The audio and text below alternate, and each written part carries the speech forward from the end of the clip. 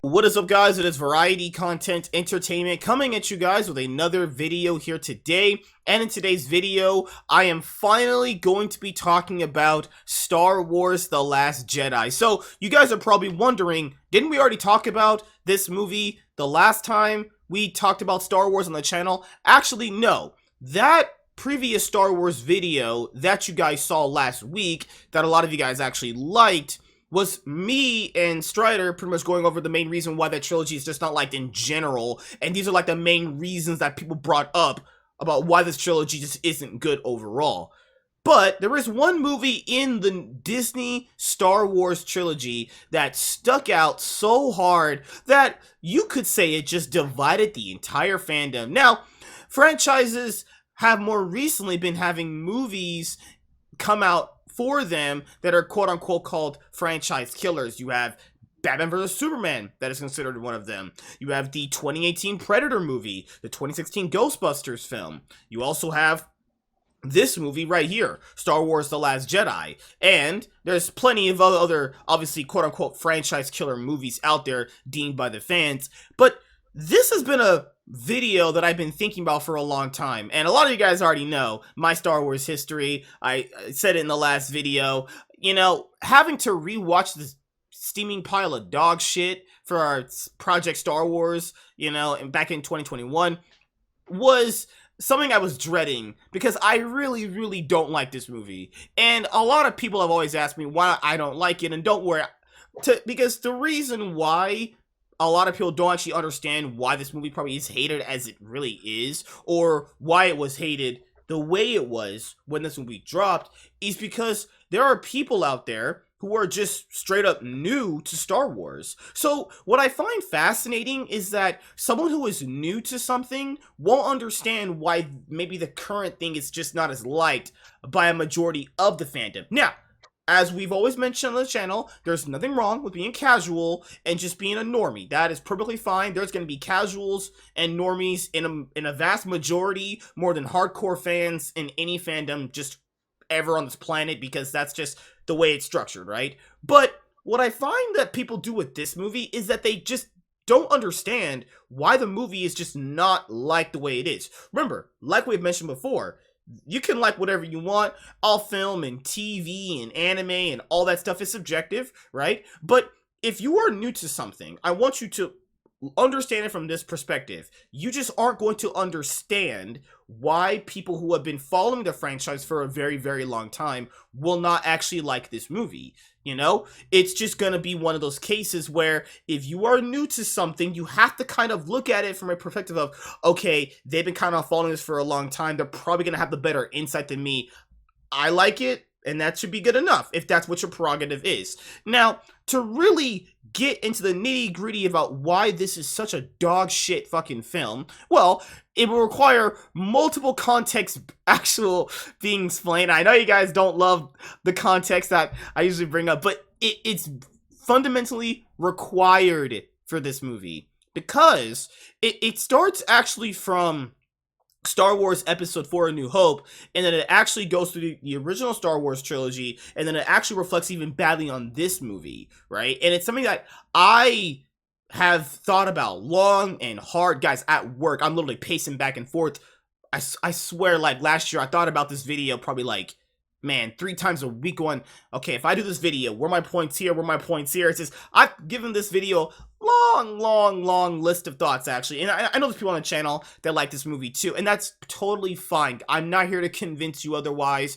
I'm not here to try and, you know, make a case about why this movie's not a steaming pile of shit. Everyone knows that, right? And if you happen to be one of the 5 people that like this film, good for you. I am not trying to convince you otherwise. You can free to like whatever you want, but to make sure the nail in the coffin goes in for this egregious steaming pile of shit, it's Strider. What's up, Red Strider, man? How you doing, dude? Hey, I'm doing great. I can't wait to talk about this movie. It was the first Star Wars movie that ever bored me to death.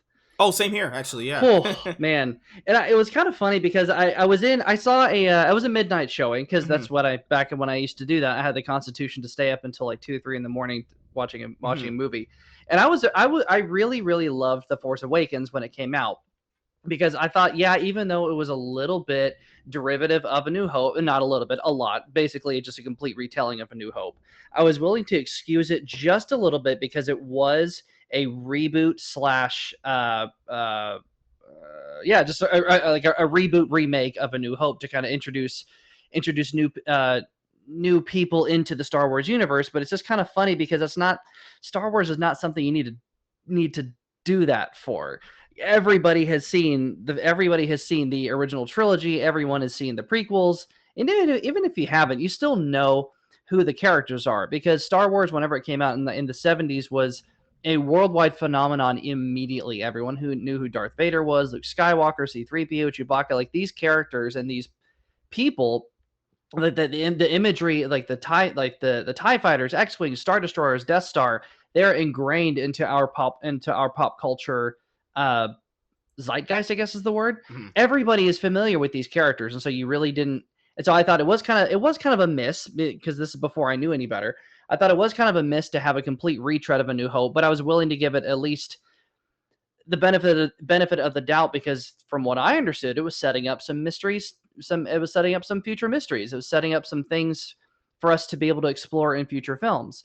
And then The Last Jedi came out and put that all to bed because it tied up pretty much every single mystery there was to have in Force Awakens for whatever reason, and Kathleen Kennedy signed off on it. And in addition to just being, it was just a strange movie to come out in the middle of this supposed trilogy because pretty much wrapped nearly everything up that the Force Awakens had set up. Now, if you compare the two, so Empire Strikes Back doesn't really wrap anything up or have anything continue on from A New Hope. It it introduces brand new problems and brand new perspectives Hmm. on the world that we haven't seen before, and I think people were really expecting this to be an Empire Strikes Back type movie because the middle Star Wars films, at least from in my experience, can be pretty dark at times. The exception of Attack of the Clones, that Hmm. wasn't.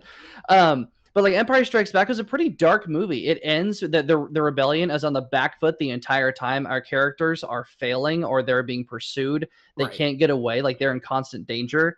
And this one is the same thing, but the difference between Empire Strikes Back and Last Jedi is that Last Jedi was just so freaking boring. It was a submarine movie, and again, like I remember, I told you I saw this at midnight. It was the first time I looked at my watch, and I don't even remember which shot it was. There's just the big old ship, the Raddus, is floating across the screen. I'm like, are we done yet? Like we've been here for an hour and a half. Like, am I bored? But I didn't want to admit it.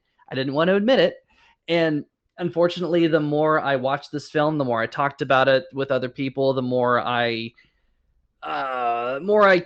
looked more deeply into it, the more I hated it.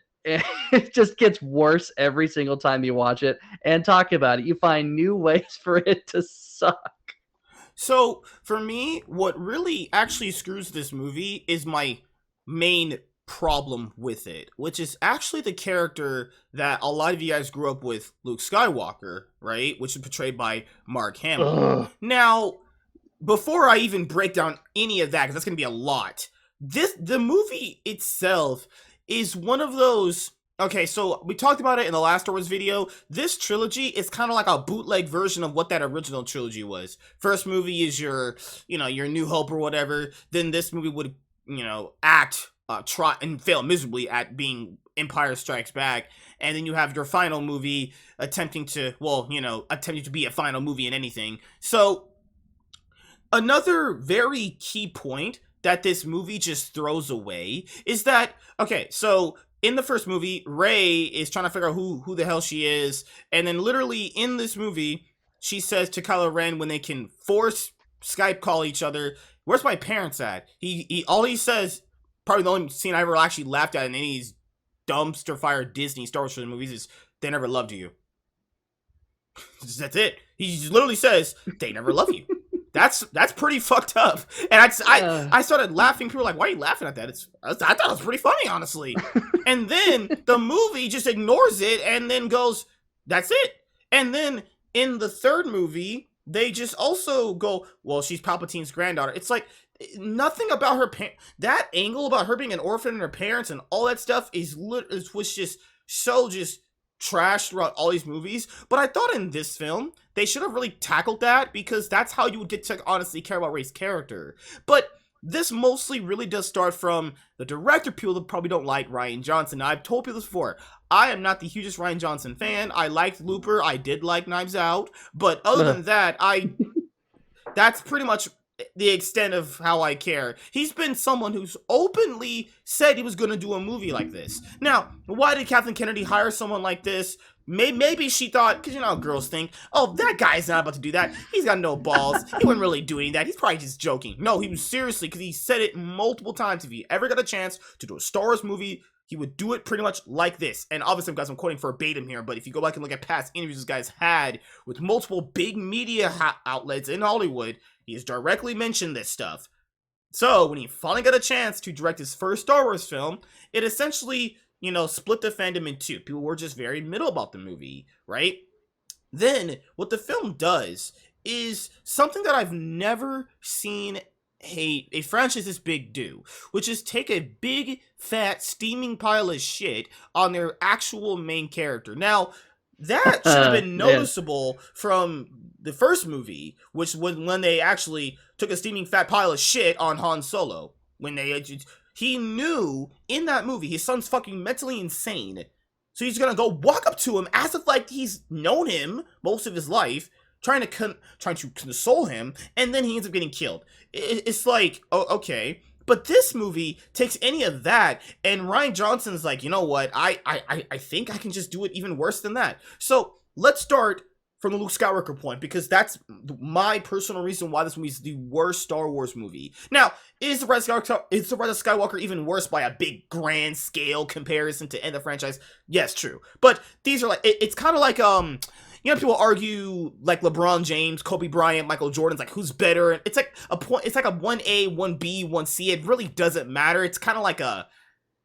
it's like it has their pros and cons, but at the end of the day, to me, all of them could either go as the worst. But the reason why this one sticks out as worse is because of how they treat their main character. Now, people have mentioned this for years, and a lot of people don't actually understand why it's mentioned this way and why it's brought up this way, nor why it's even laid out this way. And don't worry. Oh, I've been waiting for this video for a long time. We're going to go down and break them all down for you guys. So people go, why do people don't like The Last Jedi? I just don't understand. They really did a good job with all the cinematography and all the special effects and the way the movie's directed and written. Okay, people, let's just point this out here. This movie was made in 2017. I expect a movie made in 2017 to have good-looking CGI, good-looking special effects. That's not a bonus of anything, being a movie made in the modern era. It's not especially made by Disney. They have a lot of money. Congratulations, this movie has a lot of money, and it looked good because it had a lot of money. Whoop-de-doo.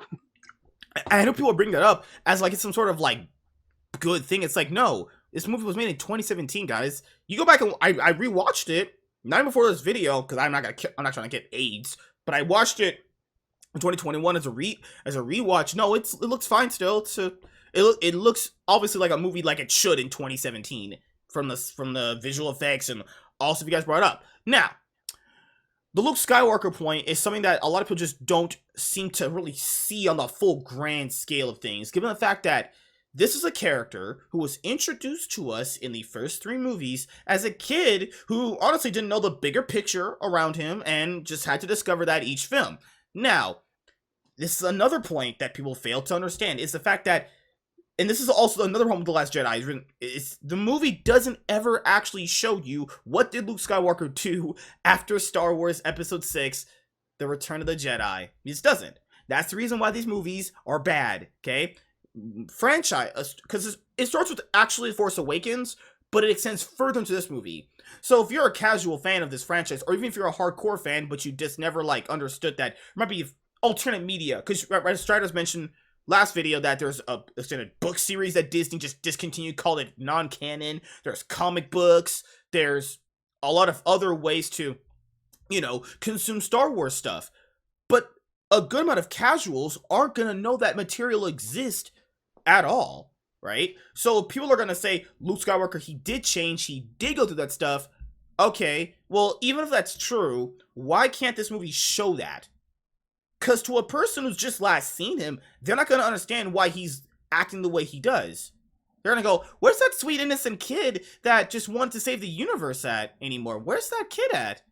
The movies not only do not explain where any of this huge change comes from, you're just supposed to just accept it. You're supposed to just get on your knees and just fucking suck off Disney's fat Mickey Mouse dick like it's supposed to just be something like they're actually parading as a good thing. Like, no. If this character is going to have this big of change, it needs to be honestly explained where the hell this came from. That's another big problem why this movie just fails completely. Now, remember, in the first movie, he doesn't know who his dad is, okay? He doesn't even know he had a sister. Actually, in the first movie, he didn't have a sister. They were just friends. Then in the second movie, they make it a kind of a joke that that's his sister. She kissed her brother. Is all sort of weird things they were doing in that movie. Now, at the end of The Empire Strikes Back, Vader utters the words, "Luke, I am your father." One of the most iconic lines ever. One of the biggest plot twists ever. One of the greatest ones ever. Luke realizes he has a dad. He never even knew he had a dad. Then, in the next movie, he's fighting him, and then Palpatine is trying to coerce Luke into, obviously, going to the dark side, okay? Then his dad gets in the way, he saves him, his dad ends up getting, Darth Vader ends up getting injured, and he takes off his dad's mask, and he sees his dad's face for the first time, and all of that. Okay, think about all of that. Okay, so what did I just explain to anybody who's watching this is understanding this very clear cut, okay? This is a kid who didn't know anything about Darth Vader. Remember, guys, Darth Vader is an evil person. I can remember says, that guy's fucking pretty evil. He goes around killing people, blowing up planets with millions of people on them. So yeah, that guy's essentially, I don't know, space Hitler, right? So Luke was able to convince a dad he never even knew, space Hitler, to turn and be a good guy. Do you know how incredible that is? It's a trope in anime to do that. It's something Naruto did. It's called talking no jutsu, just talking the villain out of being a villain. But you can apply that type of logic and scenario to what I'm saying, right? This person never knew this guy existed at all, and was able, with the kindness out of his own heart, to go like, okay, I'm putting this sword down. I'm not fighting you anymore. You're my dad. I'm going to save you. It's like he's getting attacked by this emperor. The emperor's just throwing all his power into Luke, and Luke's just dying over there. And he's like, Father, help me. Father, help me, please. And he's just sitting there, and he actually turns against Palpatine. Luke made him do that. Okay, think about the significance that is. He doesn't know this guy exists. This guy just slashed his hand off in the previous film. Slashed his hand off, caused him pain. Is currently, while the movie's going on, sent a fleet out to the rebels so they could get attacked. They could all be killed. Okay, Darth Vader's a evil person, and Luke is like, that's not my dad. I want to save him. Then, in The Last Jedi, I'm supposed to somehow believe this person is going to draw a lightsaber out and attempt to murder his sister's son, his nephew. I'm sorry. That is just never going to be something, given the amount of movies I've already previously seen, and what people say, he grew up. There's nothing to imply that he would change. I'm sorry, guys. There's nothing to imply that he would change in the movies at all. Where would the change come from? From the previous films have established he doesn't have bad thoughts. I imagine he has bad thoughts, and bad thoughts are, it's a weird topic, I guess, but the way that he is from when we first see him versus where he is at in the Disney Star Wars trilogy is just such a big drastic change to the point where it's not explained how he ever, kind of maybe grew up after that Return of the Jedi movie, after he saved the universe. None of that's ever explained, and the reason why that's a big problem is because that would directly help people understanding, okay, maybe he did change after that movie. Since the movie doesn't explain that, it doesn't matter. So that's a nonsensical point to bring up. Now, take that innocent kid, saved the universe, guys, the galaxy from Space Hitler, his dad. He was convinced.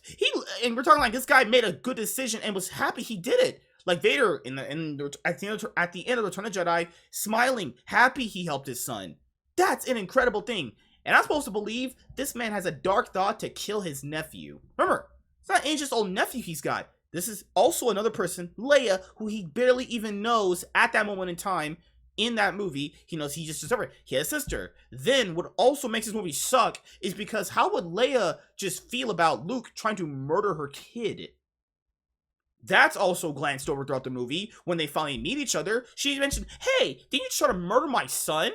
Oh, I love you. Ugh, bro, what? Give me a break with this fucking film. This film is trash. She's just gonna... She knows that's why he went into exile. That's the reason why he went to exile. He tried to do... He basically ended up almost being like his dad. And you're thinking to yourself, nothing in the story's ever set him up to be that way. Ever.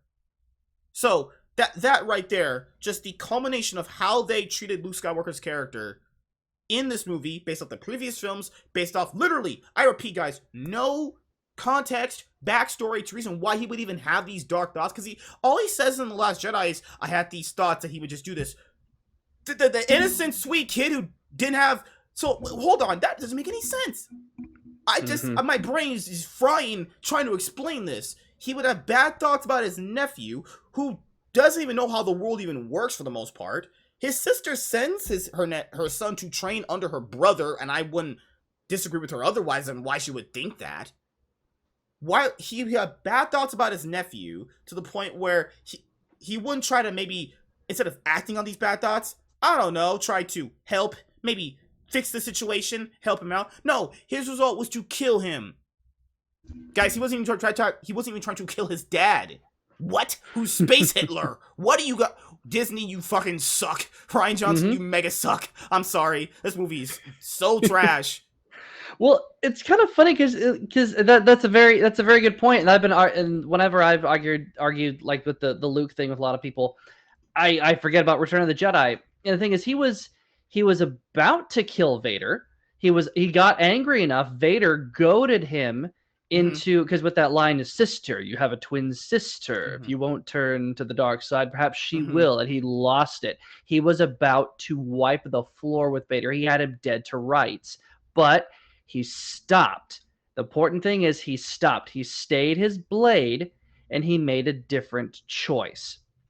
The man who said, I'm going to turn your sister to the dark side, and you're not going to do a thing about it, because essentially the implication is, if you won't turn to the dark side, meaning Luke's going to die, so therefore Leia's going to be very vulnerable. Luke won't be there to protect her. So that, of course, that's going to goad him into a little bit of action. But you telling me his nephew, a young man who he's known since birth, and who he's helped raise and probably been around for a really long time, and taught him how to be a Jedi, because he fails miserably just as a man, as a person, as an uncle, as a family member, to kill his own nephew. Forget the Jedi part. He's about to kill his own nephew because he had a bad dream. And then he also failed as a Jedi because he wouldn't even kill his own father whenever he was threatening to destroy, because that would destroy Leia. And you're telling me that his nephew can't get a little bit of a break? And even Mark Hamill went up to Rian Johnson. It's a well-documented fact. He went up to Rian Johnson and said, I disagree with fundamentally with every single decision you've made about Luke with this script. But because Mark Hamill, as much of a douchebag as he is on Twitter, he is a consummate professional. I will show up, I will do my job, and I will not complain about it. I will do what you tell me to do, because he's an actor, he's a professional. But the fact that Rian Johnson made that decision, wrote that down, which to that point, I've been hearing that a lot of a pattern that Disney has with a lot of their IPs, whether it be Marvel, Star Wars, really anything, is that a story group will come up with the actual plot. We'll come up with the actual like dialogue and stuff, but they'll have like one writer to kind of pin it on, I guess. So as Gary from Nerdrotic points out constantly, people in the background, creatives, Disney doesn't really hire creatives anymore. They cast them. So they already come up with the story they want to tell, and then just hire a writer to fill in some blanks here and there, or a director, which is why everything sucks, because there's no one single creative vision. And that's kind of what I'm hearing in the years since, because I thought it was just Rian Johnson, which I'm still convinced it is. But the fact is, because he's defended it like crazy, but also the fact is that I also think that this Disney Story Group, had a lot to do with this whole development of Luke Skywalker, because Kathleen Kennedy hates strong men, hates strong male characters, and wants to supplant them every way she can. And I really am convinced that both the Story Group and Rian Johnson had a hand in it. But regardless of who's to blame, the Luke Skywalker character development, if you can call it that, character regression, turns him into an absolute idiot and a villain, and just a piece of crap you don't want to root for anymore.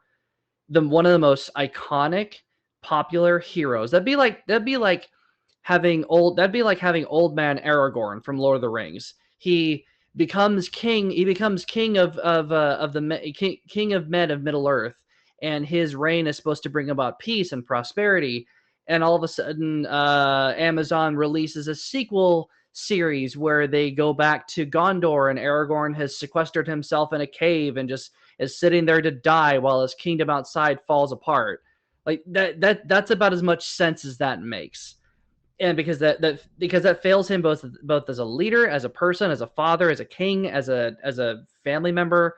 It just doesn't. And also especially the fact that Luke Skywalker would have stayed behind on an island while his I don't know what while he would not have at least tried to fight back, because when he's about to kill his nephew, and that turns Ben Solo or Kylo Ren to the dark side, and that's what pushes him away. Now we've had something similar with that with Anakin, and I guess maybe they were trying to echo that, and as Lucas is fond of saying, it's like poetry, it rhymes. Maybe they're trying to do that route, but they failed miserably. But you'd think that Luke would know full well that there is a new threat on the horizon, because he essentially just created another Darth Vader. He created another Dark Lord of the Sith. Because in The Force Awakens, they know who's behind Ben Solo's fall to the dark side. It's Snoke, Andy Serkis, who I thought was a really cool villain. I wanted to see more of. Yeah. You all know how that went. But the fact is that they we'll get to that. It was such bullshit. Yeah. So there's so much to talk about with this movie. So the other thing that you mentioned is, I know a lot of you guys have already watched Star Wars Episode 3, Revenge of the Sith. The Palpatine was able to convince Anakin to do all that stuff. Then, get to understand how long these guys know each other for. To keep in mind, when Vader betrayed him, that is also another big moment in that confine of great moments too. Darth Vader training against the Emperor, saving his son. Now remember, Vader has listened to this guy ever since Episode 3, which, I mean, is years and years and years before this. Like, we're talking like decades before. Minimum 2-ish, because Luke is almost 19 in this movie in Return of the Jedi. Mm-hmm. So at that time period, like what's like two decades-ish, I think 18 in A New Hope, yeah. And then Empire Strikes Back takes place, I think, a year or two after. So he's in his mid-20s by the time Return of the Jedi rolls around, because there's like 3 years between Empire Strikes Back and Jedi. So you have that to couple with two. It's like these two have been a pair for a very, very long time. And if you guys have read there's this Darth Vader series that I told people that was really good. You even kind of figure out why, like, their relationship is not as peachy key as a lot of people have probably noticed. But just think about that. They have been partners for a very long time. Vader has listened to a lot of things this guy has said, willing to just turn against his master and then save his son. Keep in mind what Luke was able to do just with his presence alone, thinking that there's some good still left in his father. Just keep that in mind. And then also the moment where at the end of the movie, you get the confrontation between Luke and Kylo Ren. Luke isn't even there. So Luke is going to go and challenge Space Hitler and Palpatine, but he's scared to fight his nephew. And he's such a fucking massive bitch-made coward that he's gonna show up in a Force Ghost. What? The decision-making in this movie is some of the worst I've ever seen. He's scared to... he was willing to fight Vader and Emperor Palpatine, but he won't fight Kylo Ren. Man, that's just saying a whole lot about Kylo Ren's powers, right? No, guys, I'm joking. No, it's just always shows you how stupid that is, right? And then when the fight's over, he's just a dying Force ghost. So after you assassinate this character, destroyed everything that the character stood for, ripped the character apart, shit on it, pissed on it, just wrapped it up in a ball of aluminum foil and threw it in the trash. The last fight doesn't matter. What? So everything, this whole big build-up we're building to in the movie just fails because he's not even there? What kind of shit is this? Like, you could bring up the Rose moment with Finn is pretty cringe. That was really bad. You could bring up the fact that that General Snoke guy saw a lightsaber next to him, probably like 3 feet away, and got slit in half. I don't know how that even makes sense. But we draw the but Ryan Johnson's like, no, we gotta draw the line at Luke Skywalker can't be physically present here, but he'd rather manifest himself there. Which is kind of funny because in Rise of Skywalker, he ends up raising his X-Wing out of the sea, something he could have done in The Last Jedi had he bothered to. Had the writers remembered, oh, that's fine. And everyone would say, well, he couldn't leave. That's why he had to project himself, because the X-Wing was waterlogged. And there was no way it would have been flyable. It was like, well, A, his X-Wing came out of a swamp pretty handily and was flyable in Empire Strikes Back, A. B, there's no reason why he couldn't have done it again, because, I mean, it's Jedi Master Luke freaking Skywalker. And then Rise of Skywalker ends up undoing all of that, because Luke, a Force ghost, ends up having power over the natural world somehow. So we'll get if we ever get to Rise of Skywalker, we talk about that. But the fact that he raised the X-Wing out of the water and Rey was able to navigate it and was able to use it and navigate it to the Sith planet at the end, like, oh, okay, yeah, you people just have no idea what you're doing with this franchise, do you? Now, I try to forget The Last Jedi because I try not to get brain cancer, but didn't Kylo mentioned that he killed Han to Luke in their last battle? I swear he did. I swear he did. Unless I got two things mixed up. Because I like how Han just died in the last movie, and Luke, nobody tells him. He just doesn't know. Man, so this thing, we don't really know. He is told, but off screen. Mm-hmm. And this is one of the things that's just unconscionable about that whole sequence. So the only thing we get is, where's Han? And then it cuts back to the rebellion, and they're all running away and being all cowardly. And we don't get a moment. Yeah, we don't get a moment where Luke grieves for his brother-in-law, his dear friend, the man who saved his life twice on screen, at least from what we see, and countless other times in the expanded universe, if Kathleen Kennedy had bothered to look at that. This guy who is like a brother to him, and they fought the Empire together. They overthrew the Empire together, and we don't get him reacting to the news of essentially his dear brother's death. Now, there is a deleted scene, however, where which does not count because it was not in the theatrical version, and if it's not in the official release, it does not count. Sorry. Like, if it wasn't on DVD, it wasn't. If they would have released like a Last Jedi extended edition, then I might give it a little grace, but they didn't. Like Lord of the Rings, there's a lot of stuff that's put into the theatrical cut that makes the extended edition, and it adds to it. So even though it wasn't in the theatrical cut, I still would count it. So if they had released a Last Jedi extended edition, I would not be harping on this. But there was a scene where he closes the door and grief just washes over him, and he puts his hands down like on the wooden table, on the stone table in front of him, and like bows down and bows his head. He is going through it, and the camera lingers on him for a little bit. It's a 5-second scene. But you're telling me we can't have that 5-second scene, but we can spend 10 minutes on a casino prison planet in Canto Bight, and where we get all sorts of like anti-capitalist animal rights propaganda. Yeah. We spend so much time on that planet, which ends up affecting which ends up affecting the entire movie absolutely zero. Because it doesn't, nothing ends up happening with it. Everything ends up worse because of them for some stupid reason. What I found weird we'll about get to that, but about that whole fiasco was it's one line that one moronic villain does, and this is how you know they were doing some porn level acting in that scene. He literally says, because it showed that he betrayed them, but it's like the Finn and that Asian girl were like surprised, and I was like, whoa, you knew he was a villain. You know he's not a good guy. You know that he's a bad person. They know in the movie, because when they try to ask us for where's this guy at, he's all locked up, and when they finally meet him, you can tell this guy's shady as fuck. You can tell by demeanor, acting, he's shady as fuck. And when it's shown that he betrayed them, you're like, you did it? Yeah. Fuck. What? Why would he not? Well, also it's kind of funny because he in the scene that they had while they're on the ship, going to the Star Destroyer, which they can just get to.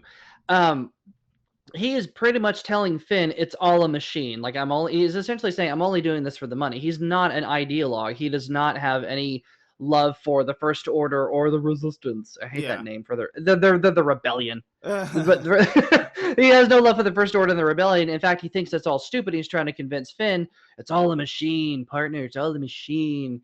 Like your worst libertarian friends. And I mean, which, there's certainly something to be said about if this were a conflict, that scene would make sense if this were a conflict between like two gray people. Like if it was a fight between like the Empire and the Hutt cartel, that would be one thing to kind of have this gray conflict in between. But no, we're talking about an empire that just used a planet-sized super weapon to wipe out 4 planets at the same time in the previous film just for the hell of it. There is no middle ground here. There are clear-cut good guys and clear-cut bad guys. Anybody who does that is the bad guy, and anyone who fights that is the good guy. They knew they were after a thief person. They knew they were after a person that was already kind of, I guess you could say, morally gray ambiguously from just how the scene is setting this guy up. Then you see the actual person they're meeting, like, oh, that guy's definitely not to be trusted. Then they were acting surprised he betrayed them. I was like, you guys, this is a great movie we're setting up here. And then he doesn't even care. He said it's all a machine, partner. He has no loyalty to either side. He should not be surprised that he got bought off. So the other really big god-awful reason why this movie just doesn't sit well with me, just in general, I just fucking hate this film, is this is supposed to be kind of a movie where, okay, can I know more about Rey? If she's going to be the main character we're supposed to follow, can she have something? Can there be like a plot? Can there be a good cohesive story being told this character? Can there be something that maybe we can follow with her? Or maybe it could have been revealed that she was maybe Luke's long-lost daughter in this film. None of that, guys. None of that. Her character is just straight up dog shit. Like I mentioned in the previous video that we did last week, these characters, these three that they try to set up, Poe's a joke. Nobody, I thought about this today at work.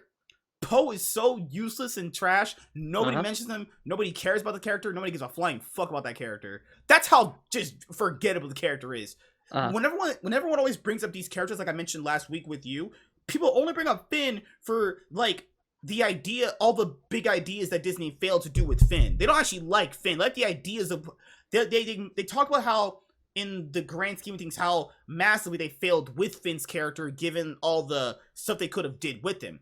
Finn's not a good character at all. Finn sucks for the most part, but Disney failed with the execution of his character on good ideas that we come on to Disney. They're not gonna really do that in the Star Wars movie universe anymore.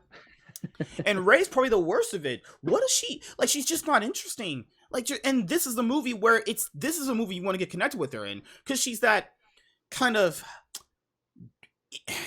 I'll say, yeah, she's the like a mysterious girl in the first movie. She looks like this like small scale girl who's living on a planet trying to fend for herself. Okay, so in this movie should be the movie where, okay, who is she? Nothing, guys. They keep all the characters apart from each other. Then the one leading lady wearing that dog shit dress and that pink hair, she literally walks up to Poe and she's like, "Hey, you get on that ship. I'll sacrifice myself to stop this. Say my rebellion brother, resistance brother, brethren, all that stuff." Wait a minute, hold on, whoa, guys. By that time in the movie, you're probably like almost an hour and 30 minutes in. why did she, if she knew she wanted to, obviously, if there's a way to save other people from getting killed, why didn't she think about that earlier? Like, why is this all of a sudden just brought up now? So, Yeah, wait a minute, you let all those people die. You knew there was a way to save, you, well, to at least stop all the casualties, but you just let that happen. Wait, what kind of shit is this? What kind of movie am I exactly. watching? It's the whole movie revolves around people making stupid decisions that people in that position would not be making. So we can, and I don't know if you, so we can harp on Ray. So really, we can just kind of probably get this out of the way. So the whole thing with Holdo is absolutely stupid, and some people were trying to justify it, and even I was kind of at the end of the at the end of my first viewing, whenever I was trying to justify that my boredom, I was trying to explain away my boredom in this film, just because I was like, wait a minute, why wouldn't she just tell him the plan? And someone, the person that was with me was like, hey, well, was saying, well, I mean, there could be a mole on board. They don't could be a double agent on board. They just want to make sure that none of their plans get leaked out. Now that right there, that is a perfectly justifiable explanation. If they would have had just one single throwaway line to explain it, if Holdo had talked to maybe one of her other sub officers, maybe the other lady that was there, had said, yeah, what, maybe another the lieutenant, someone else on the ship. Um, we can't risk any, we can't risk. Some lady would be asked, why aren't you telling him, well, why aren't you telling him what we're planning? Um, she Holdo could easily have said, because we don't know, because they found something like, they found us much too easily on our planet, and they can find us here, they may have a mole, but then we may have a mole here, we're all that's left, we can't take that chance. That is a throwaway line that could have been so easy to put in, but they didn't, because all they expected us to do is simply just trust Holdo's word, even though we don't know her. We know Poe. We side with Poe, and also having him act like such a rebellious hothead was stupid to begin with. But their setup of that was ridiculous, because she was kind of putting him down and said, "Yo, you're the one that got our entire bombing fleet killed. Are you the one to be trusted? Do you are you're not are you're not you're Leia demoted you? You're not really in command anymore, at least not at the level that the implication is, not at the level that he would be entitled to knowledge that she would share with him." But the only reason she's saying that is because Poe deliberately disobeyed Leia's orders whenever they took down a fleet killer ship, a ship with a cannon that could easily wipe out a huge capital fleet. He took a risk, and maybe about 20, 30 people died in that battle, but I mean, think about those big ships, they crew hundreds of people. And if it's a fleet killer, a fleet can comprise of anywhere from like 20 to 30 to maybe 100 ships, and that one ship could lay it all the waste. You're saving millions of lives by killing that one ship. And Leia's all butthurt about that, and Holdo uses that as an excuse to ground Poe for some reason. But again, we don't know her. We know Poe. We trust him more than we trust her. We don't know her. So there's no reason for the movie to just be like, yeah, you just need to trust her. And I can't help but feel like there was a bit of an agenda there, because remember, this is during Lucasfilm. That this is right actually after Kathleen Kennedy had those god awful cringe T-shirts that were saying the Force is female, and I can't help but think that that was a reinforcement of that, because we also had Rey being a replacement for Luke Skywalker. We have Rose Tico being whatever she was being. And like, women very much took the forefront of this film, which is not a bad thing on its own, but they were shit characters. They were so badly written. And it killed it, because you could have, I mean, I don't know. There are so many things that you could have done slightly differently with this film that would have made it passable. But for whatever reason, Rian Johnson was not allowed to engage his prefrontal cortex and think of it. Like, there was nobody there well, maybe there was, and that's the problem. People weren't there to necessarily tell him, hey, maybe you should do something a little different. Maybe you should go a little different direction with this. Have a couple lines here and there. Like, he really needed a script doctor, honestly. Also, I think the one of the last things that I'll bring up is what really ties this movie off is probably the worst is it's guys, and yes, you can't really quantify this for person to person. This movie is really boring. I'm sorry, there's really nothing interesting that ends up happening. until the Luke Skywalker stuff. Not even the end battle is interesting. Yeah. Because if you notice, the end battle, they're trying so hard to replicate Empire Strikes Back. Here's the thing about Empire Strikes Back.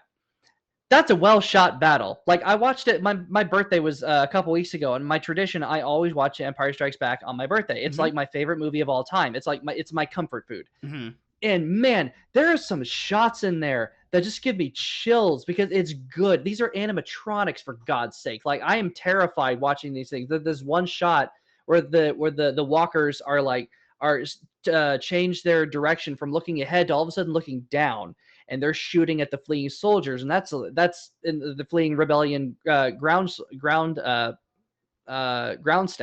and it's kind of scary because like these guys are relentless. They're not going to put up. The thing is, the rebellion puts up a fight. Snowspeeders take down a couple walkers. It's a doomed fight, but they still put up a fight. They fire lots of shots. At the end of The Last Jedi, they don't fire a single shot. They don't even remotely get within blaster shot of any of the walkers. They have a wall of walk. The Empire has a wall of walkers walking toward them, and they're running out on these discount snow speeders that are falling apart and probably not even equipped with weapons that are worth a damn. And they're getting shot out of the sky like idiots. Like they're being destroyed. They're being eviscerated. Nobody actually fights. There's not a single shot fired except for the Millennium Falcon at the end. And it takes out the TIE fighters, whoop-de-doo, but it doesn't take out anybody else. And even with Kylo Ren and Luke Skywalker, quote unquote, fighting, they're not actually fighting. Luke is just trolling him and wasting his time. Kylo Ren swinging at him like an idiot. And there's no clash of lightsabers. It's a war that it's a battle of attrition. Nothing actually happens. It's so boring. Also, the other thing that I almost forgot that I'm glad I did not forget is Leia is thrusted out of a ship into Oh the man. into space, guys. You know that literally. Well, I don't want to get into physics, but being in space as deep as she was, even the little part that she was in, meaning you will get actually crushed by gravity itself. You will actually not be a human being. Actually, you would be dust. Yep. You might even spontaneously combust. People have said a lot of different theories, but you will not be alive. Is the point? She is able somehow. I don't know what this scene was implying. She forces herself back in, not dead. She just wakes up later. Like, that must have been some of the dumbest shit I ever looked at in my life. I shit you not, people. You have to actually watch it closely. Gets thrusted out of the ship into space. She should be dead. Like, her body, like, you can't breathe anymore. You're dead. You don't oxygen. But she somehow forces herself back, and she's back in there. And then later on, she wakes up. I was going, okay, yeah, that's where I gotta just be. Okay, I'm done with this movie. I'm done.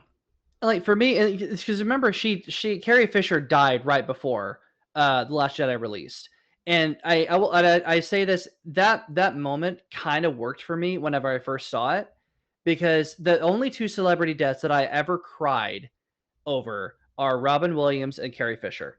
I actually wept bitterly whenever Carrie Fisher died because she was a part of my childhood, and just part of that, it's just gone, you know. And even though I know, call me a simp, call me whatever, but I grew up on this lady. I grew up on watching her interact with fans at a Star Wars Celebration, and she was a really cool, down to earth person who just accepted her role as Princess Leia and didn't try to be anything different. She loved being around fans. She loved being a part of the Star Wars universe, and she was such a cool person too.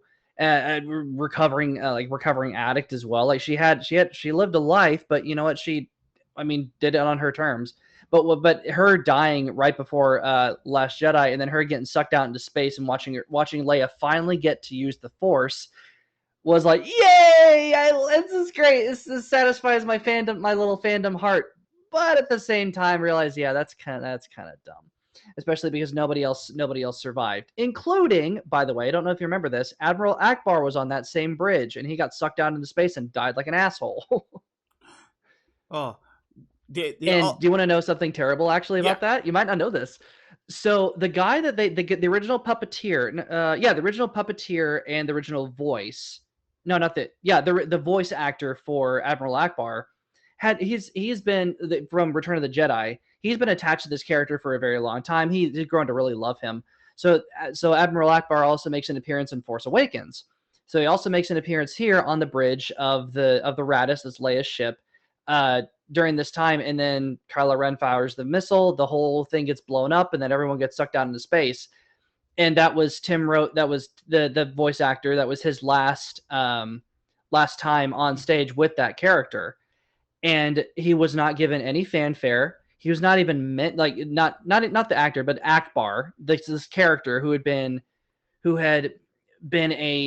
a huge help, and like, and even in the expanded universe, is a legendary figure within the rebellion. And he gotten sucked out into space and died like an asshole, but it didn't get any kind of fanfare, any kind of funeral, and not even a mention of him, of Admiral Akbar dying. And so the voice actor was getting very emotional at that scene, because he had to say goodbye to this character he'd been attached to since the end of Return of the Jedi, for about 30 years. And so Rian Johnson, instead of being an actual fan, would have done this much differently. It actually would have said his last day on stage and last day on set playing Admiral Akbar, let's give it up for Tim Rose, Admiral Akbar. Yay, thank you so much, sir. We really appreciate you coming back. You've been a legacy character. Instead of giving a proper send-off. But what they did, they had him in Admiral Akbar makeup, in prosthetics, holding that little clippy thing, and to mark the end of the day's shooting. And he said, because Admiral Akbar's legendary line is, "It's a trap." Mm-hmm. So he says, "It's a wrap!" Click, and they played it off as a joke. And Tim Rose to this day is like, I hated that I had to do that. I hated that my last foray into Star Wars, playing this character that I'm known for everywhere, I hated the fact that my character's death and my presence on there was a punchline. Do you know what's something else that we forgot? There's two last things that I want to hope on. So this character Snoke, we just see him, no information, nothing. He's just, that's it. He's this like, oh, I'm this all-powerful being, gets killed by a lightsaber 3 feet away from him. That's it. And that's it. Put a factor in. Because a lot of people talk about Snoke and what they could have did with him too. Kind of like that whole Finn situation. They gave you, literally, I repeat, zero information about this character at all. They had no idea what they wanted to do with this character at all, because they gave you zero. They gave you just literally nothing. It's a plate, like that Oliver Twist fucking meme. He just goes up and there's a plate of just nothing. There's a plate of just nothing. Then the Yoda random cameo. That Yoda random cameo where he, someone put it here the best. It was from this one website. Yoda is the worst character in the film. Yes, even worse than Rose, Rey, and Luke. This was the wisest Jedi of them all, whose purpose was to develop Luke Skywalker to the masterful Jedi he would end up being by the start of Return of the Jedi. And he returns to this movie for fan service, only to burn up an entire Jedi library because, quote-unquote, Rey knew it anyways. It's made worse with the fact that they just gloss over it. I didn't, quote-unquote, I didn't read it, and Yoda bats not even a single eye as if reading is for dorks. I didn't even mention that him being able to use Force lightning as a ghost completely undermines the importance of Order 66, and there's no reason for why no Jedis came back to battle the Empire. Mm-hmm. I think it's the problem with Yoda being here is that he creates a huge continuity error in that he was able to shoot lightning and destroy that Jedi temple. So if that's the case, what was stopping Ghost Obi-Wan Kenobi from shooting bolts of lightning at Darth Vader or the enemy's artillery on Endor? Yep. 100%. What's the point of even staying alive in the Star Wars universe? If you are that in tune with the Force, you can just die and you can live forever as a Force ghost, still talk to your friends and family, still, because Yoda actually hit Luke in the head with his stick right there, so he can take corporeal form, right? Right. Like Luke in ghost form at the end of Rise of Skywalker can lift up an X-wing, as I mentioned before, lift up an X-wing. So they've got a command of the physical world. They can manipulate it. Mm-hmm. They can have contact with it. What's the point of living? He came to tell Luke Skywalker something important, but he felt like fan service. Also, if the Jedi turn to ghosts when they die, are able to do stuff as ghosts, then what exactly was so devastating about the Jedi dying in the third movie? They could just turn into ghosts and solve everything. Good point. That movie fucking sucks. So all those people that Anakin killed, it doesn't honestly matter because they'll just be ghosts and I can see them, right? Oh wait, they already did that with Qui-Gon, so it doesn't really matter either about that either. Yeah, and I think the way in universe I described that, I think Qui-Gon was the first one to come because at the end in the third film, at the end, Revenge of the Sith, Yes. Qui-Gon is implied to be the first one to actually come back from the Force, come back into the Force, and maintain his individuality. I don't really know anything about that. They don't explore any of that, which I was kind of hoping they would. But It doesn't yeah, explore I a mean, lot of it's things that they still should have, dumb. honestly. So, Yeah. oh, then, oh, okay. So I know people are probably gonna go want to tackle on the whole Rose situation with Finn. Guys, I've talked about that to death forever. You guys know how I feel about that, but I will say this for the video's sake, because I know you guys want to hear me talk about that. Her character, yes, everything you guys will say about Rose is true. I just agree with you. She is trash. She's useless. She's nothing against the actress herself, No. but the character is just there to be eye candy. That's it. The character is to be a damsel in distress eye candy that is supposed to pull one character away for another side mission in the movie, only to basically stop one character from getting a big hero moment because of love. You know? That's it. Yeah. Her character is honestly dog shit. Is she the worst part about this movie? No, because the Luke Skywalker issue alone beats any of that. But I just don't get why she exists in the movie. She's just dog shit. I'm sorry. Her character perennially stinks. I thought she was okay as an actress. Like, not the worst person I've ever seen. But yeah, her character was complete shit. And that line, it's not about fighting what we hate, saving what we love. It's like, well, how are you going to save what you love when if you can't fight them? And you also have a big old cannon that just blew open their base, and now they're all going to die because you kept Finn from having his hero moment by ramming that big old cannon with his speeder and sacrificing himself. You've robbed him of that. I don't care that it was about, and that's the thing. People have also used probably one of the worst aspects of the Last Jedi is the justification that people will use to explain away all this shit, and that deserves a whole nother video. Honestly, just oh man. But yeah, it's like I don't care that that it looked like he was about to die. I don't care that his speeder was breaking apart. He still would have had a better chance than doing nothing. But yeah, Right. I don't understand. But you know what's interesting? With Kelly Marie Tran, she was kind of, as far as I know, I could have, this is probably at least the first one that I noticed. She is easily the first example of Disney using diverse actors and diverse characters as a meat shield for critics. Right. Because That's one what of the Disney things, does. yep, but I think that was the first time they did, because we didn't really get that with Force Awakens. There's no need to. No one cared about Finn being, literally nobody cared about Finn being black. A black stormtrooper, he was fine. People liked his character. Nobody gave a shit about Oscar Isaac, because Oscar Isaac, I guess, is supposed to be Latino, but I mean, could pass as white. I don't know. This is stupid world we live in. But like, nobody cared, and nobody went after her, Kelly Marie Tran, because of her race. They went after her because her character was shit. And it's kind of in the media. I don't know if you remember this. I remember all Media the was trying. controversy around it. I did. Okay, yeah. So it's funny. She has never once said that she left social media because of racist backlash. That is an extrapolation by the media. She never said that. She said she just could not handle all the fame and the attention she was getting from being in a Star Wars movie. Completely understandable.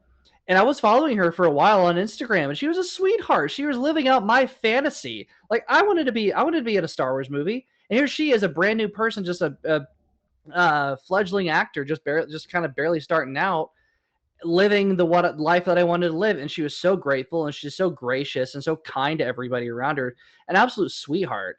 And then all of a sudden the media is like, she's getting racist backlash. Like, she's never provided any evidence of that. She never said that. You said that because you needed a meat shield for your shit movie.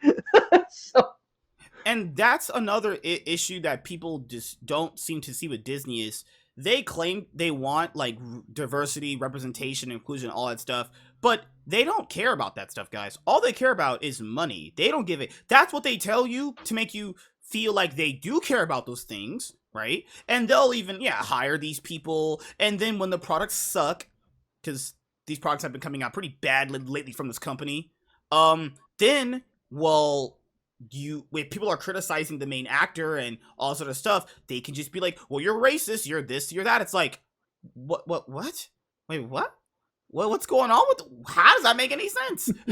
What? So Disney, let's see those China posters that you Oh yeah. that you released. You know, the releases in China. Was Finn anywhere on there? No, he wasn't. Okay, no other actor of color on there. No, okay, didn't think so. It's just something that Black Panther was that. it's just something that this company has did for a while at this point. And I personally think that it's gonna be biting them harder than later at a certain point. But and then again, I'll be here when this train crashes and people are like, well, diversity, representation, all sort of stuff. Guys, let's just keep this honest here. I don't understand why people don't even understand this either. Disney doesn't care about that. Okay, they don't. They just say that. That's what companies do. I'm sorry, you know. There are people out there who will bat for this godforsaken company. You people are ridiculous. I said, people are straight up stupid. Like, oh, you're Messiah. You hate women. Yeah, I hate women, but I can name you 20 women I like. And that's what it comes down to, people. It's an all or nothing thing when it comes down to like female characters too.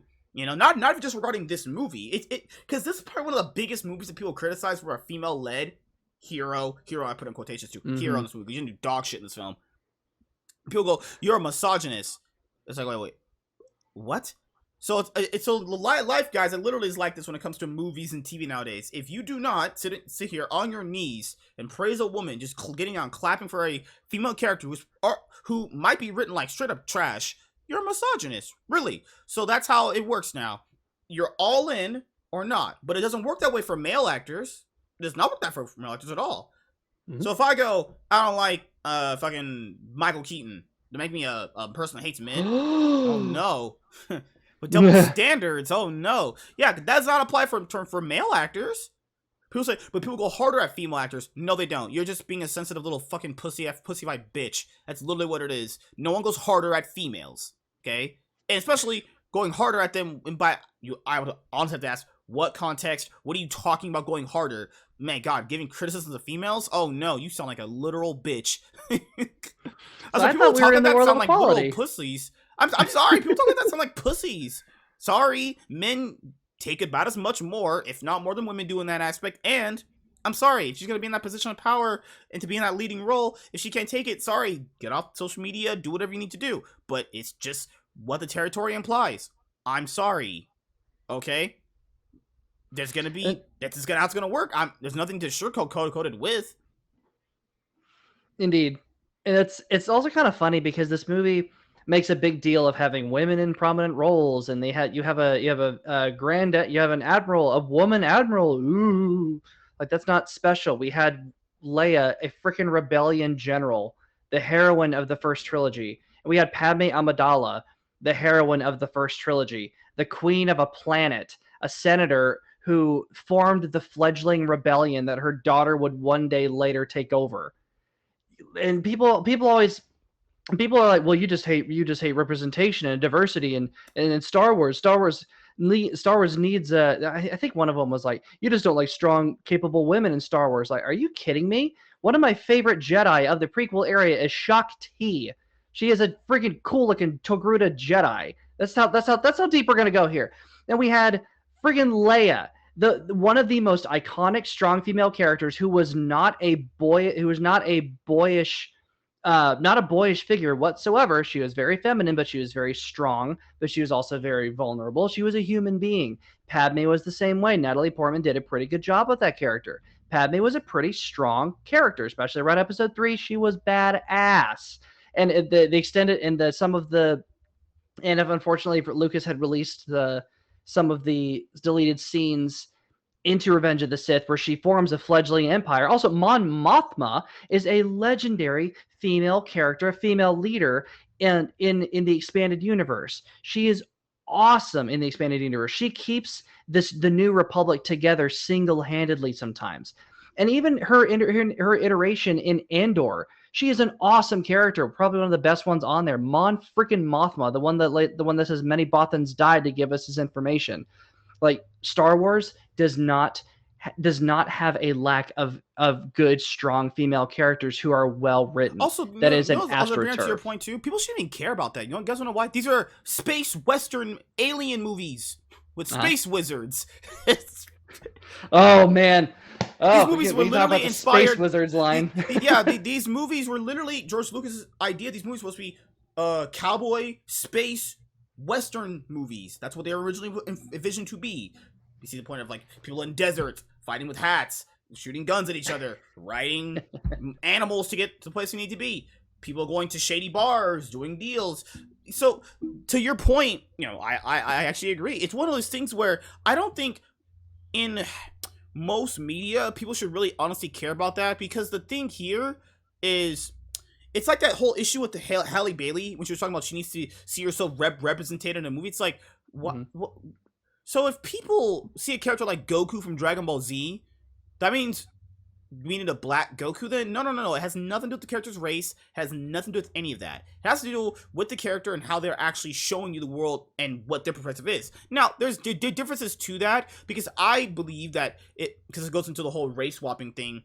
I think the way Luke Skywalker was the character, the way he is, I think if you're changing that, I need to see where that comes from. That's my overarching narrative of the whole video, guys, is settling down on I need to see that. I'm sorry. If you don't show me that, I cannot buy into your movie, because then that tells me you don't give a flying fuck about what you're doing. Because there's no way you're gonna convince me, a guy who literally, you know, saved space, convinced Space Hitler, his dad Vader, to become a good guy. That guy is gonna have dark thoughts about killing his nephew. Nope. Screw that. No, you can suck my fat cock. That's just so stupid. What's kind of interesting is I'm thinking of ways to have rewritten that would have been way more effective and less terrible. Because the one of the big points that everyone, at least the Last Jedi defenders try to point out is that you just don't like change, you just don't like character, you just don't like the fact that Luke died. Like, no, I have no problem with Luke dying. I have no problem with Luke maybe making a bit of a character change, but this is unearned. The fact that it would take a mountain crumbling into dust for some to make someone take to have this much of a heel turn as a character. And an easy, a much better way you could have done it is all of a sudden have Ben Solo turn to the dark side on a dime very suddenly, and then Luke steps outside, and maybe Snoke had done the work in his own mind and heart. Luke steps outside and sees Kylo Ren killing all of his fellow students and butchering them, like they're not even putting up a fight, like very much echoing the way Anakin killed the youngling Jedi in the prequel trilogy, or at least in Revenge of the Sith. And then Luke trying his best to fight his nephew, but his nephew maybe would like wipe the floor with him, would completely destroy him, because they set up, because this is also the movie where they set up that both oh wait, is it Rise of Skywalker, or is it this one where like there's a dyad in the Force? Never mind, I think it's Rise of Skywalker. Anyway, but they already set up that there's a close connection between Rey and Kylo Ren's power, so maybe that could be, I don't know. But have Kylo Ren completely destroy Luke, like wipe the floor with him, such that Luke is completely incapacitated, defeated despite pulling out every trick in the book. And we could have had an awesome like force fight. We could have seen that fight between Dumbledore and Voldemort in Harry Potter Order of the Phoenix. Something like that, where it's force, it's lightsabers, it's will, and Kylo Ren is just pasting Luke. And then that would make more sense, because Luke would feel so defeated, feel like a failure, where it's not because of him, it's because he didn't see the turmoil. He didn't see the turmoil going on inside Kylo Ren. Maybe he didn't see what was going on, or maybe he was just too distracted, too blind, too disconnected to his own family member. Something that was kind of the Jedi's fault originally when it came to Anakin. Anakin suffered from the same thing. Obi-Wan wasn't really checking in with his emotional state. He wasn't really listening. He was just lecturing him as a Jedi Master would, and not as the father figure, the parent that Anakin needed. So that would have been something that would have been a failure that would have been more than justified, because Luke would feel like he would be useless in an actual fight, with the Mhm. First Order with Kylo Ren, and then that would make more sense to where he would like I can't fight. I tried to fight him before. I almost died, and all of my students died, and I survived by sheer dumb luck. That would have made his descent into depression a little bit more believable than just having a bad dream about killing his nephew. And there again, we fans are thinking up so much better ways to have written this. And the bare bones of it are there. The bare bones of a decent story are there. It's just for some reason Ryan Johnson decided not to listen to anybody, or just no one told him a better way to do things. Well, guys, that pretty much wraps up this video. Like I told you guys before, I've been thinking about doing this video for a long time, and finally got a chance to just air out all my thoughts and make sure I layer out all the context to it and all the build-up leading up to where we got this. And yeah, I do kind of believe this is the worst Star Wars movie, but then again, The Rise of Skywalker doesn't make a good case for being a better movie either, and probably is a lot worse given the fact that there's the bigger scale of things because it's actually supposed to end the franchise too. So, well, whatever the saga is actually. So, yeah, man. Anything else you want to say before we head out? Yeah. So one more thing, and I'll keep it short. Don't worry. I could talk about this for hours, but I will keep it short. One thing I noticed about this movie most of all is that it was written by the internet, and what I mean by that is it was written using talking points and criticisms that people like me have heard on the internet like crazy. Because one of the big things that was kind of interesting is maybe about this film is it being is that Luke maybe deciding the Jedi aren't worth keeping around, and that would have been something worth exploring. And he would have had a decent point because, after all, it was the Jedi that allowed as he said, allowed the Empire to rise, create the Emperor to rise, create the Empire, wipe them out, and created Darth Vader. That would have been something to look forward to. But they even set up Rey as like this gray Jedi, who's not neither light side nor dark side Force user. And if you know, but it just doesn't work in Lucas's very binary light and dark view of good and evil, which is perfectly fine. But that was definitely written by somebody who was trying to be subversive. Because every time we hear about the gray Jedi thing, it's always a meme. At least back when I was Mhm. participating in these discussions, it was kind of a meme. So, oh yeah, well, did you realize the Jedi are actually the bad guys? They're the ones that got involved. They're the ones that let the Empire rise up. It's all their fault. The Emperor didn't have to do a whole lot. These are discussions again that we've been people like me have been having for years in the years after Yeah, the it's like prequel that. ended. It's like that saying of who came first, the chicken or the egg. Ugh. Exactly. And there's one they can both, and they both helped each other. Palpatine certainly was pushing at an open door at that point. But all that to say, and also Ryan Johnson's really pitiful attempt at trying to say that, look, anybody can be a Jedi at the end, when that was the point of Rey being a nobody, which I didn't hate. But it just didn't. They ended up retconning it 3 or 4 different times. But at the end, with the kid holding up the broom, this kind of final shot of, look, anyone can be a Jedi. The thing is, we know this.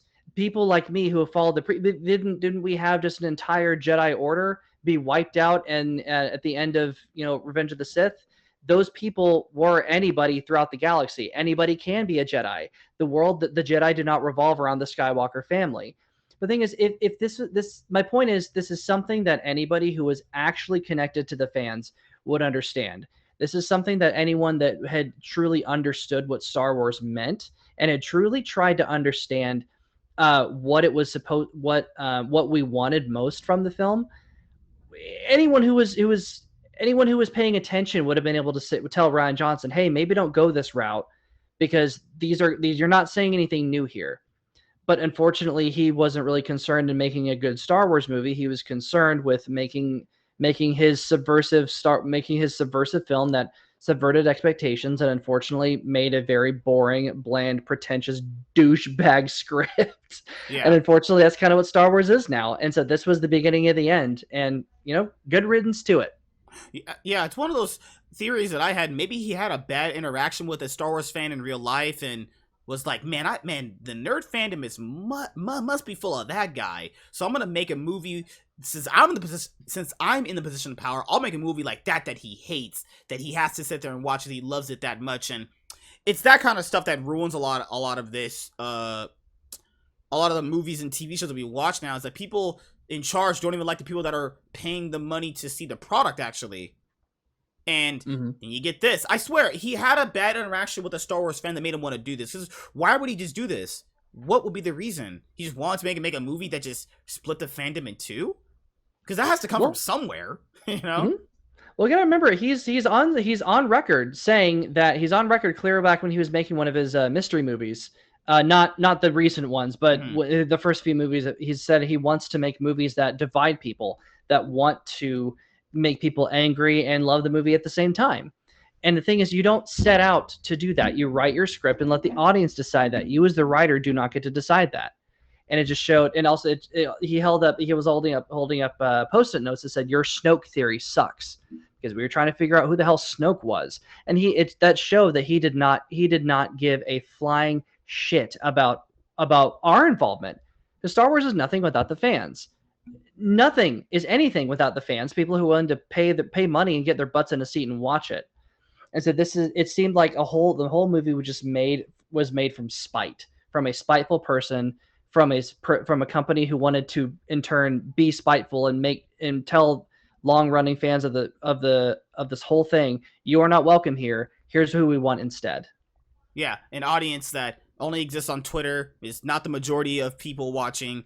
Don't spend money on any movies or nothing. They bootleg stuff. They torrent it. They don't have any money. These people don't have money, y'all. They're broke. These are people like literally asking their friends to borrow like sugar and ketchup still. So, so I will leave Strider's channel linked in the description box below. Thank you, man, for showing for this video. We want to do this video for a long time. Finally got a chance to just.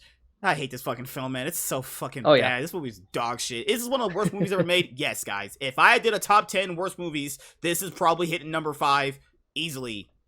The only thing that'll be worse than it is other arguably even worse movies based off even more worse premises, like obviously Batman and Robin and Catwoman and like Jack and Jill, you know, things like that, right? The Predator 2018 movie, which is that's just a steaming pile of horse shit itself for no reason other than the fact that it's a steaming pile of horse shit. You know? Alright, guys. We'll see you guys later. Like, comment, and subscribe. Most of all, enjoy. I'm MSK, and this is Variety Content Entertainment, your one place for a variety of content. Alright, guys. See you guys later. Deuces. Peace.